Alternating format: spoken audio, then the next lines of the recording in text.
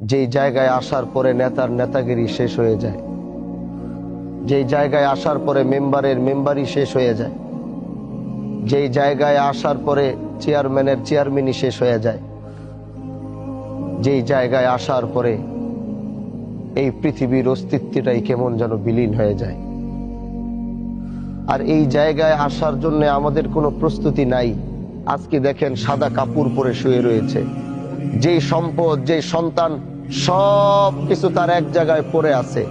আজকে দুনিয়ার মানুষ তাকে জোর করে নিয়ে যাবে, তার বলার এই অধিকার নাই আমাকে নিও না, আমাকে আমার খাটের থেকে নামায়ও না, আমাকে আমার খাটের থেকে সরায়ও না, আমাকে আমার সন্তান থেকে আলাদা করো না, আমাকে আমার স্ত্রীর থেকে আলাদা করো না, আমাকে আমার পরিবার থেকে আলাদা করো না, আমাকে আমার এলাকার বাসীর থেকে আলাদা করো না।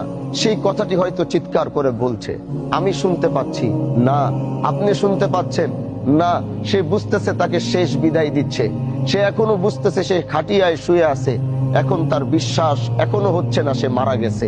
সে এখনো মনে করছে যে আমি স্বপ্নের ভিতরে দেখছি, একটু পরে আমার ঘুম ভাঙলে দেখব আমি আমার ঘরের ভিতরে বসে আছি।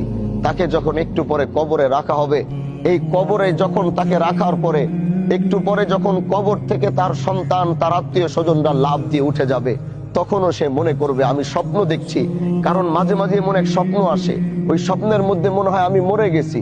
হুট করে ঘুম ভাঙার পরে মনে হয় যে না, আমি মরি নাই, আমি জীবিত আছি, আমি বেঁচে আছি। তিনি এখনো লাশের খাটিয়ায় সাদা কাপড় পরে শোয়া।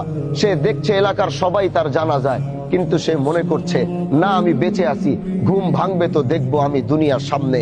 আজকে তাকে কবরে রেখে যখন কবর থেকে উঠা হবে, তখনও সে মনে করবে আমি জীবিত আছি, একটু পর আমার ঘুম ভাঙবে, দেখবো আমি দুনিয়াতে আছি। একটু পর ওই কবরের ভিতরে বাঁশ কাটা হয়েছে, বাঁশগুলো ওখানে রেডি, ওখানে হোগলার পাতা রাখা হয়েছে, হোগলা রাখা হয়েছে। একটু পরে বাঁশগুলো লাগানো শুরু করবে। পৃথিবীর আলোটা কেমন যেন আস্তে আস্তে অন্ধকার হওয়া শুরু হবে, পৃথিবীর আলোটা অন্ধকার হবে। সে দেখছে যে তার কবরটা কেমন যেন, পৃথিবীর আলোটা কেমন যেন বিদায় নিচ্ছে, কবরটা কেমন যেন অন্ধকার হয়ে যাচ্ছে। তখনও সে মনে করবে না, আমি জীবিত আছি, একটু পর ঘুম ভাঙবে, দেখবো আমি দুনিয়াতে বেঁচে আছি। এরপরে ওই বাঁশের কুঞ্চি ফাঁকা দিয়ে একটু একটু করে আলো কবরে যাবে। দুনিয়ার মানুষ এতই নিষ্ঠুর, ওই আলোটুকু তার কবরে না যেতে যেন পারে, এজন্য উপরে কেউ কলা পাতা দিবে, না হয় কেউ হোগলা দিবে। কবরটা তখনও একটু একটু দুনিয়ার বাতাস পায়। কার কিছুক্ষণ পরেই কিছু মানুষ হাতের ভিতরে মাটি নিবে, তার সন্তান, তার আত্মীয়, তার রক্ত হাতের ভিতরে মাটি নিবে, এমন এক জায়গায় মাটি চাপা দেওয়ার জন্য এই পৃথিবী শেষ হয়ে গেল, তাকে আর কোনোদিন